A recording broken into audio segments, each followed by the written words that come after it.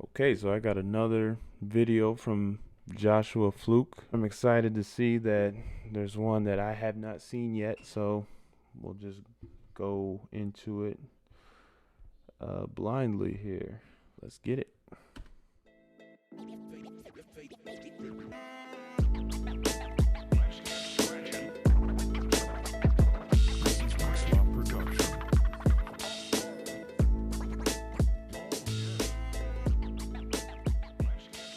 It's currently 12:12, and we're scheduled for 12:15. Got that She beat. reached out to me, and I set this up, so hopefully you guys can get something out of this and how we can negotiate. I tried looking up the company that she works, but not a whole lot of information there. Hello? I was just sending you a message. For some reason, I've tried it a couple times. It wasn't letting me dial you, and so I don't know if it was just my phone or what was going on. Yeah, I noticed. I just looked and it said missed call, but I didn't see anything. I was like, what's happening? But it's all good. We're here now. So what's kind of prompting you to want to make a change or maybe looking for a new position? More responsibility. I saw a cut in there. Like, I feel like there was some conversation that didn't happen, or once again, this is just me. Everyone has their own style. A minute into the call is straight into, why are you looking for a new job? I just wouldn't ask questions like that so soon. I want to understand the person as a professional first. You want to show that you can actually be of value to the candidate. The motivation to want to leave your current company and seek something new, the real answer to that is essential if you actually want to help someone find their next job, and if you actually do care about whether or not they're going to be happy at that job and help them grow. When I ask that question, I want the person to feel confident and comfortable enough to actually open up and talk about it, because it's very important. It's essential. The tech stack that I'm working with is a little bit antiquated, and from the description that you messaged me, it was Angular, which is a little bit more state-of-the-art, kind of cutting edge, which is what I enjoy. For sure, like you want that, and I can send you the full details too, just to your email. That way you can like really look it over and see what you think as far as it being a fit. But I mean, it's a front end position, which that's kind of what you specialize with, right? Yeah, I'm a visual person. I can do full stack, but I prefer front end. What is your experience been like with Angular, so far? Specifically Angular in the professional capacity, I haven't really been doing it. I've been doing it for side projects, and I've done it before. I've done a lot of other similar MVCs like Angular. What was your experience like, or did you enjoy Ruby? Have you kept up with that, or is that, what have you been looking at as far as that? For Ruby, I actually teach Ruby, so I have to keep up with it because students ask me questions, and I'm like, that's a good question, so it requires me. The recruiter's he's asking, what are you working on?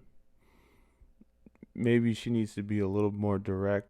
I can't really understand what someone's doing unless I know where they're working and what the service that they're providing. And until I know all that stuff, what language you're using doesn't really mean shit to me. So it sounds like she's trying to figure out, what is your job? This is the second video I've watched, and to this point, I'm not really sure what he does, or at this time, this is 3 years ago, what his job was, but let's continue. Keep up with what's going on there. So I do that almost every day. Okay, very cool. This client actually, they are kind of a Ruby shop. So I mean, I think having that skill, that's one of those things where would be a nice to have type of thing. Someone who has some Ruby experience as well. Okay, yeah, maybe we could see if we could leverage that instead. Yeah, that would be one option too. How would you, just kind of giving, as far as the developing side of Ruby, versus the teaching side, how would you rate yourself with Ruby on Rails? What's the scale? 1 to 10. 1 to 10. I say this probably once a week to developers. Hey, look, I'm not going to ask you the typical recruiter, how proficient are you on a scale of 1 to 10? Because I hate that question. I literally say that to him. I think it's an irrelevant question. He could say 2,500 on a scale of 1 to 10. I mean, it's the recruiter's fault. You asked the question, but based on if he says 7, 6, what does that mean, recruiter? You don't know. I don't know. It doesn't mean shit. Oh, man. And development with Ruby on Rails, maybe an 8, 8.5. Okay. Yeah. And so did you start using it in like 2016, or when did you start using Ruby? Well, it was my very, very, very first job, so Cool. 2015. But yeah, I think that would be a good thing. And then I noticed that you have the React as well. Like, what's your experience with React? Because I know that's pretty similar as well to Angular in some ways. So I did React for a government job, and it was React and PHP. It was a full stack role. Oh, cool. But then that was during the election. Election happened. Company ran out of money because all of our contacts got swapped out for the new administration. But I did that for about a year and a half. Yeah, no, that makes total sense. Well, let's do this then. Let me send you the full details. Where have you been looking, or what have you been targeting as far as like an income range? Probably somewhere in the 90s. Okay, cool. And would you look at a position just out of curiosity? So, obviously the front end stuff. Would you look at a Ruby on Rails position as well? Sure. Is it just full Ruby? Is it half Rails, half JavaScript, They've got a Ruby on Rails position, which is like a developer role. That's just like a Ruby developer, and then they've got this Angular position. Okay. Yeah, I'm open to it. So yeah, it's the same client, so I'm just saying, they may say, hey, would you be interested in this? That's why I kind of am just approaching that. And then where are you located at? Where would you be commuting from? So it's probably a pretty easy commute. And the name of the company is called, I don't know if I mentioned that to you before. I don't know if you've ever applied there or heard of them. No, I haven't heard it. Yeah, so it's pretty cool. So they work in kind of like the architecture, green, building material type of thing. But very established company. I think they were the 90s or something like that. It started in like 91, 92. So it's definitely an established place with a really established development. What do the steps look like as far as after this call, and if we move forward with everything? Yeah, so what we would do is, based on that, then we go ahead. I just do like a little write-up about you, which we may want to, I haven't gotten to look at your resume yet, so depending on which position we feel like is the best fit, the Angular one might be, they're looking for someone who's kind of like an Angular, like a superstar. So I feel like the Angular one probably won't work. Now, maybe it will because you've got the Ruby as well. So I'm happy to even kind of broach to them saying, hey, even if neither of these positions are 100% fit, I still would be happy to like basically take your resume to the development team and be like, hey, here's a guy who does Ruby, does Angular, a lot of the skills that they're looking for. So even if neither. All right, she's rambling a lot. I find myself doing this too sometimes, especially when I'm not really sure what I'm talking about. She doesn't want to directly tell him that I don't want to submit you for the Angular role. It's not going to work. Then kind of backtracks a little bit. Then she's just vomiting at the mouth. I think in these situations the best thing to do is be direct and say, hey, look, there just isn't a fit here, and this is why.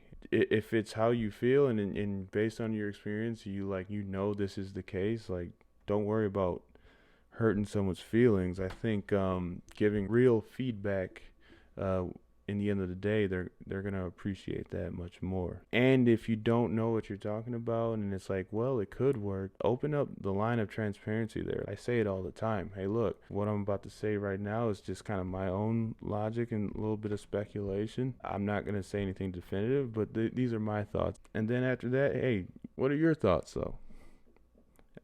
In the end of the day, they're the experts on this subject we're calling technology. So I think you gain more credibility by telling somebody I don't know rather than bullshitting. So these are like a spot on fit. I would still be comfortable talking with them about you as a candidate, if that makes sense.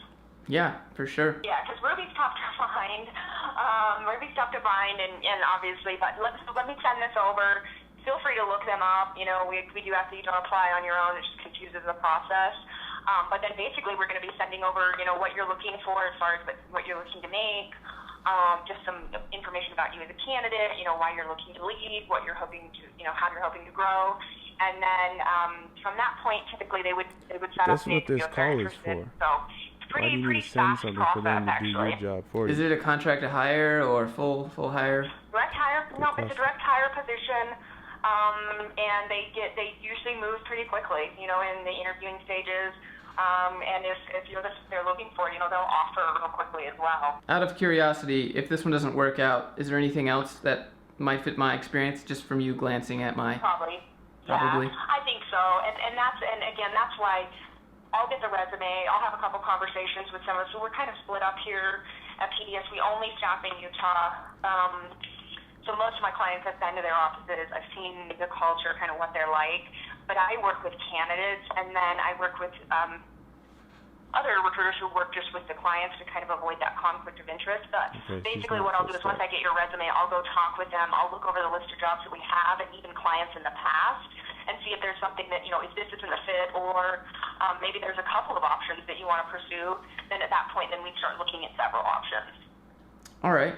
From your she has no experience, idea. what does the company culture look these like? These are possibilities. Those are possibilities. What she's saying isn't false. I mean, those are possibilities.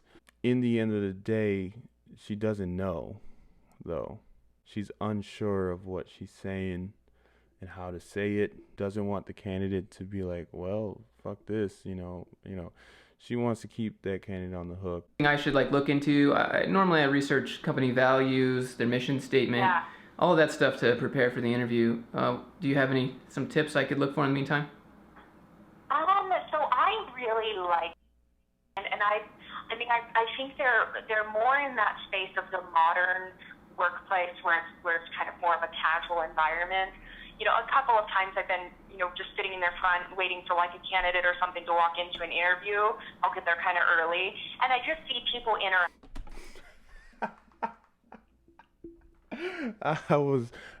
That was in my head. Exactly that. She does not answer his question at all. Just start talking about basically trying to build the office environment like it's Google, where they got, shuffleboard all over the place or some shit.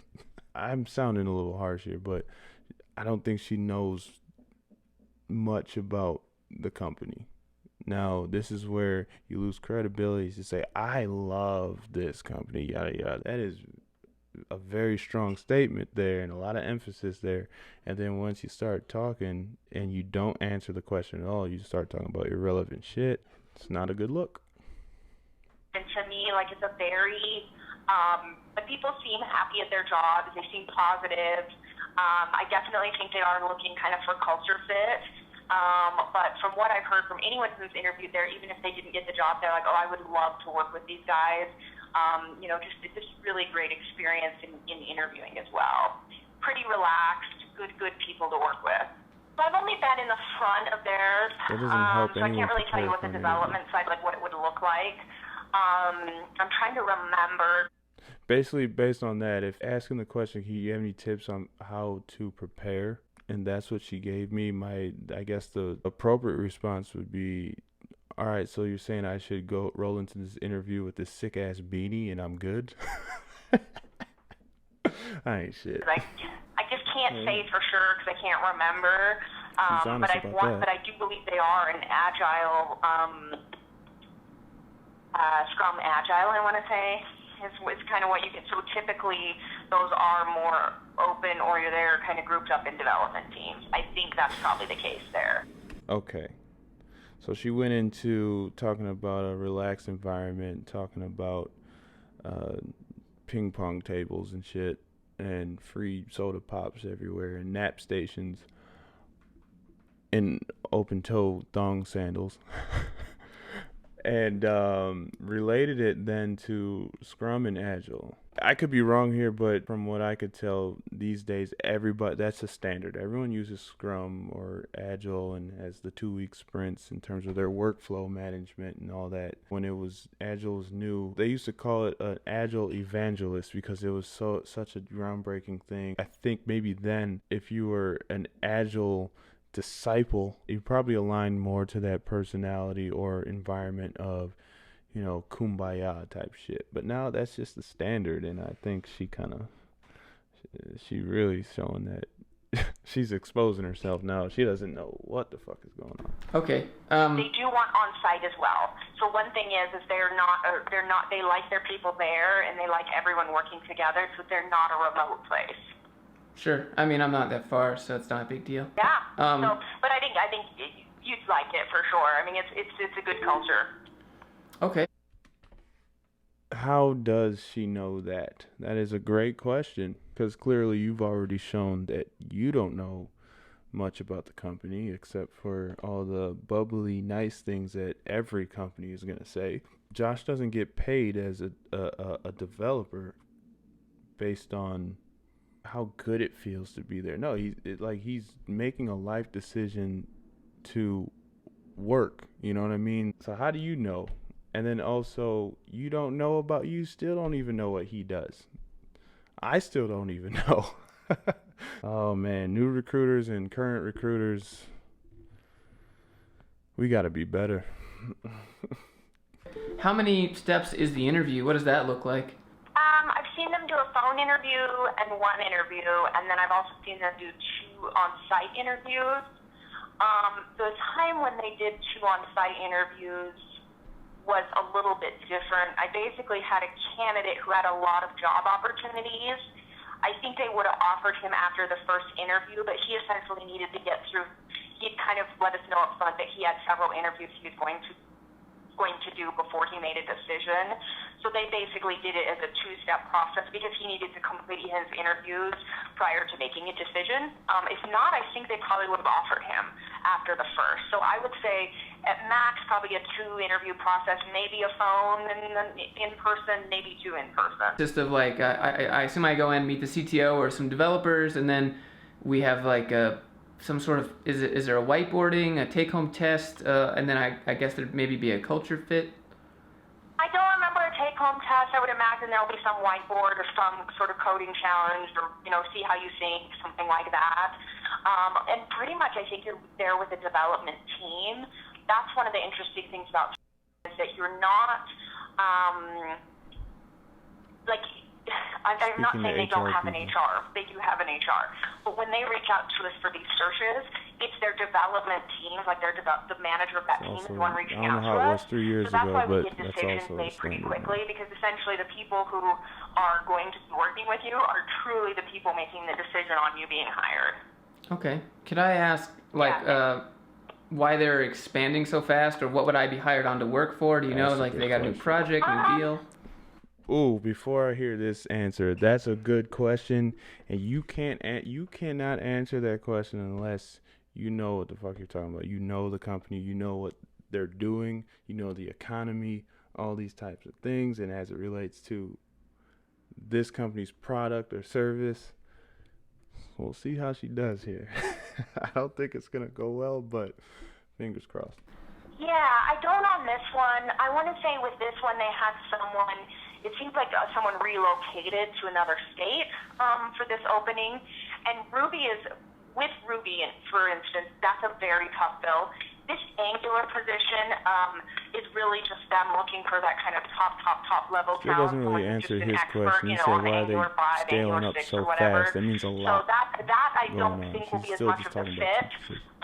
But the Ruby on Rails or possibly like a mid type of position, I think would be where you would probably fall within their kind of where they would be looking, in that 90 to 100, maybe 105 range.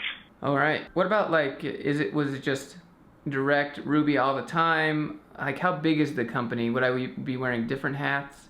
It's pretty good size. It's pretty established. I'll send you the Ruby on Rails job position so you can see what it looks like. I'll send you the job description for the Ruby, and then we'll see about the other positions as well. Because again, it doesn't just have to be this client. We have clients all throughout the valley. Okay. Yeah, sounds good. Awesome. Well, thanks for connecting. And